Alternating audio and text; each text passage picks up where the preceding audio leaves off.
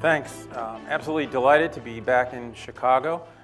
I spent many wonderful years as a Chicagoan and also teaching at the University of Chicago, just down the road. And I also spent about 15 years on a major research project intensely studying the city. And what I'd like to do is share some of the results with you today. Now, 15 minutes, 15 years worth of research. That's not going to work in terms of details. But what I think I can do is give you the big picture. Think of it as a tasting menu of facts about the city. And I'm going to start with the cover of the book because I think it represents the idea of the book and actually the talk today. I argue that the city is characterized by distinct and diverse set of neighborhoods represented abstractly in color that have persistent effects across a wide variety of outcomes. Things that you might not think go together. I study things as diverse as crime, well-being, infant mortality, teenage pregnancy, test scores, for example. In short, I emphasize the power of place on a multiple set of outcomes across our lives and for a long period of time, hence the idea of the enduring neighborhood effect. Now, it's true that this idea goes against a lot of common wisdom. We're told that globalization, technology have rendered place irrelevant. You've all heard the phrase, the world is flat, perhaps. And it's true that if you walk out on the street here, people are walking around chatting on their cell phones, plugged into the iPhones, tweeting, whatever. They're elsewhere, right, rather than here. But I argue that the city is in fact not flat, it's very uneven. And also community, which we've been told is dead, is not. There are many thriving communities, and I want to tell you a little bit about that.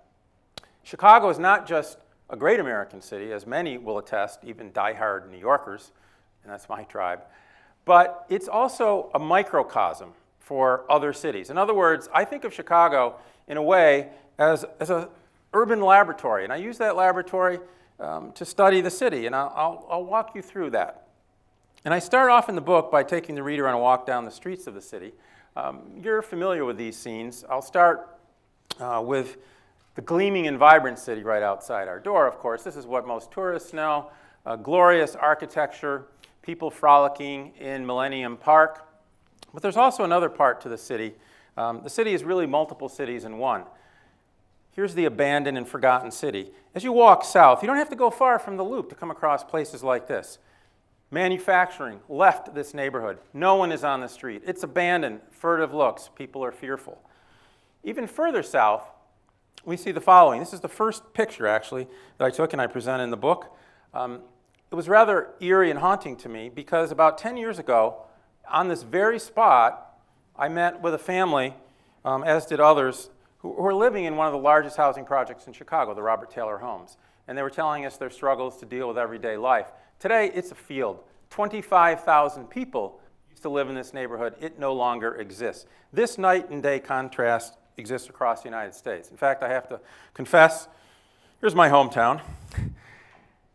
On the left, that's actually across the street from where I went to high school. The high school is no longer a high school. On the right is across the street from where my family went to church. The church no longer exists. This night and day difference is in this city, Utica, New York. It's in most cities. And I, as a social scientist, want to understand that. But let's move away from just pictures and move out to take a more sort of distal or bird's eye view perspective. And what I'm going to do is walk you through very quickly thousands of data points that we've studied over the years. What could be more different than a homicide, typically among two young males, and a woman giving birth to a baby less than 2,500 grams, a low birth weight baby, or a baby that dies? It turns out, and this is a map now of Chicago, the entire city, the community areas in the city, and what I've done is to array the murder rate proportional to the size of the stars, and these are hundreds of incidents over multiple years, and also shaded it by the health of children, infants, again, low birth weight, infant mortality. What you see is that areas that have high murder rates, where the stars are almost in every single case those where there are low child health. Areas on the south side, and running down the south side and over to the west side. You might think it's just poverty. It's not. If we control for poverty, the same relationship exists. it's not just the negative things. We talked about the global elites saying that community is dead. Well, guess what? They tend to concentrate in particular neighborhoods too. The stars here are proportional to what some economists call the creative class, and including artists and writers per 1,000. They tend to concentrate very distinctly in certain cities. And moreover, the more people are wired into the internet, the more they use the internet, more technology, they too are clustered in space. And actually, as it turns out, the more wired people are externally, the more wired they are into their community. It even matters where you have a heart attack or drop a letter. I thought you might find this of interest. Real quickly, my research team and I dropped about 3,000 letters systematically in the city of Chicago to see if they were returned and what was the rate of return. Turns out that it varied tremendously across cities. Those communities that you see that have a larger envelope had a higher rate of return of letters. I think of this as other regarding behavior, right? I mean, you don't have to pick up a letter and return it, but damn, if you drop a letter, a bill, you want it to be returned. That varies tremendously, but also it varies according to a character of the community that was measured 14 years prior, where we looked at the rate of giving assistance, CPR, to heart attack victims on the street. If you're feeling your chest tighten when you walk out of the theater, it's not a bad place to be, because it turns out actually that the Loop is a pretty decent place. The point is, very distinct differences across communities in what I think of as the social character of communities. It's also true that things like poverty and segregation have a long history, and they're very sticky and persistent. The areas that were segregated in 1960, this shows over a 50-year period, the segregation in Chicago and the increases in poverty designated by the positive marks. And what you see is that poverty is very consistently and unevenly spread. It shifts down south in the city and across the west side. That's over about a 40-year period. And if we look at the most recent data available, the foreclosure, Great Recession, boom, being layered on the most disadvantaged communities that go as far back as 1960. So in this sense, we really have to take into account the history and the persistent inequality that exists in cities. Now, my obsession as a social scientist, perhaps because I grew up in the place that I showed you, is to try to understand these differences within cities and across cities in the neighborhood effect. And there's a large-scale project. It was called the Project on Human Development in Chicago Neighborhoods. It went on for many years. It was a collaborative project. It was a study of 6,000 children in many neighborhoods. I'm not going to tell you about the children part. There's no time. I want to talk a little bit about the neighborhood part. And really, if you think about it, we have report cards for kids. We have GNP for society. We have thermometers for our individual health. Why not for neighborhoods? We developed a scheme. We called it ecometrics. If you think about it, it actually makes sense. It's a metric for the study of social ecology. And what we did is to interview thousands of Chicagoans clustered in their neighborhoods, not just a random survey, but a neighborhood level survey. We also drove down the streets very slowly with video cameras and taped and videotaped 22,000 street segments in the city of Chicago. This was way before Google Street View. Later on, I was like, should have patented that. But you can get a lot out of this. You can actually see. You can count up. Is there disorder? Are there broken windows, vacant homes, etc.? We did that for all the streets. We also interviewed leaders, the movers and the shakers, the aldermen, ministers, school principals, community organizations, thousands, multiple points in time. And also we collected data on what we call collective action events, marches, rallies, blood drives, and so forth. Let me give you an example. We asked 10,000 Chicagoans questions like this. Would your neighbors take action if, for example, children were skipping school, there was a fight in the neighborhood, the city was going to close down the local fire station? Turns out there's huge variability across neighborhoods in the sense in which people expect their neighbors to take action, and in terms of their interaction, whether they trust their neighbors and they're willing to help them. Now, I'm not talking about close-knit ties, having dinner with your neighbors or going to their son's wedding. I mean, that might not be a bad thing. I'm talking about a sense of working trust and cohesion. And it turns out that this characteristic, which we call collective efficacy, for the efficacy in a united way, predicts a number of outcomes with regard to health and homicide. Here you see every homicide that occurred over a 3-year period in Chicago arrayed by the rate of collective efficacy in a neighborhood. The purple areas, dark purple, are high collective efficacy, very few homicide incidents. The white areas, low, high rate of homicide. This has been adjusted. This is the simple chart. Lots of details in the book, like, well, what about this, and what about poverty, and what about that? Turns out that collective efficacy seems to have a very direct effect on homicide. Even, by the way, in other cities. We even replicated this study in Stockholm. What could be different? Welfare state? I mean, Stockholm is very different from Chicago. And indeed, these show all the neighborhoods in Chicago in the blue line and all the neighborhoods in Stockholm on the red line. Chicago is more violent. It sits above.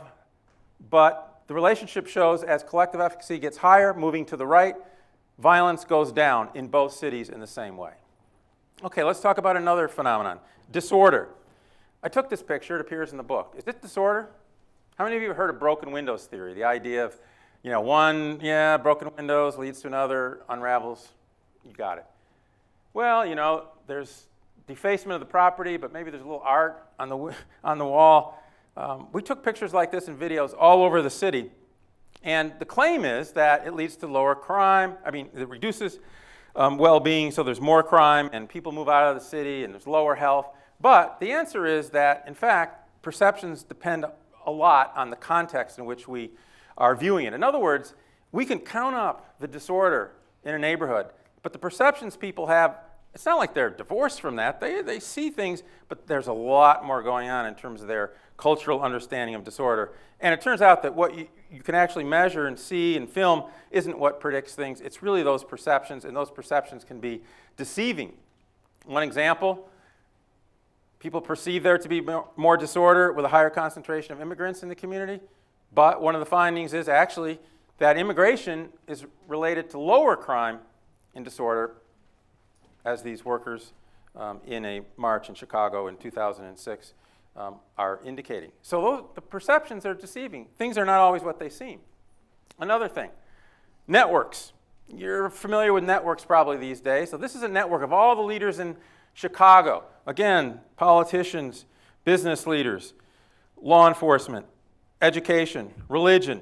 They're shaded by their type, and I'm not going to tell you because that's not really important now. The size is those people that are more connected. In the middle is probably, we could call them Mr. Big, but I'm not going to tell you who that is. You might be able to guess. And around the edge are all these isolates, people that have no ties. And yet other people are in cliques and are very tied together. That's an important difference. What I'd like you to take away from this, however, is that while this is important, when we look at it across neighborhoods, this is what we see. Differences. Again, on the left, it's a real community that is basically made up of a bunch of isolates, that is, leaders that have no ties to the other leaders in their community. And then you have three cliques. Whereas on the right, think of this as a spider web, a dense web of relationships among leaders in the community. What we find, in a nutshell, is that that's the kind of community that tends to do better on a number of things, again, even when we adjust for some of the usual suspects. The other thing I mentioned earlier, collective civic action. I took this picture after a vicious incident of violence on the south side in Roseland, as it turns out. There was a beating outside of a high school. Some of you may remember it, Fenger. These men were out protesting that and trying to get the community to work against violence. We measured these kinds of collective actions across multiple years, actually across about 30 years, and examined what collective action is related to. And it turns out that collective action in this sense is highly related to the organizational density in a community. That is to say, the number of nonprofit organizations that exist. And it turns out that when you have these kinds of organizations, even if you have a mundane event like a blood drive, people then start to talk and get involved in other things. So networks matter, collective action, organizations, social connections, trust, and the things that we always have known about cities in terms of the pervasive segregation and inequality. The book tries to put this all together. So I'm not going to show you any more maps, but I just want to leave you with a couple takeaways. I think that policy is often based on anecdotes, and that the tools of ecometrics and the kinds of procedures that we use and kinds of ideas, I think, that have been derived from our study can be put forth in a policy way. And even technology, which is said to undermine community, actually can be used to improve it. There's now iPhone apps to report things, not just potholes, but in terms of pollution and housing and a number of other things. So you can go out and get involved that way. So on a personal level, oh, by the way, there's also technological applications now even for enhancing interactions with neighbors. But on your level, I hope that this perhaps leads you to see the city in a new light, right? Because again, things aren't always what they seem. So when you're out there, put away the cell phone after you've made that call for the pothole, perhaps, and observe things differently. And imagine a new city or a better city, because everything I've shown you, nothing is inevitable. These are patterns that are socially constructed. Take action to improve our neighborhoods.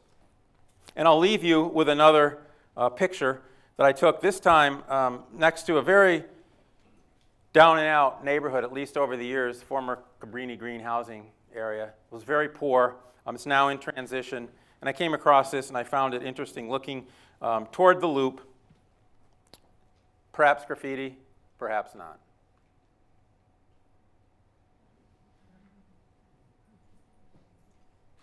Thank you.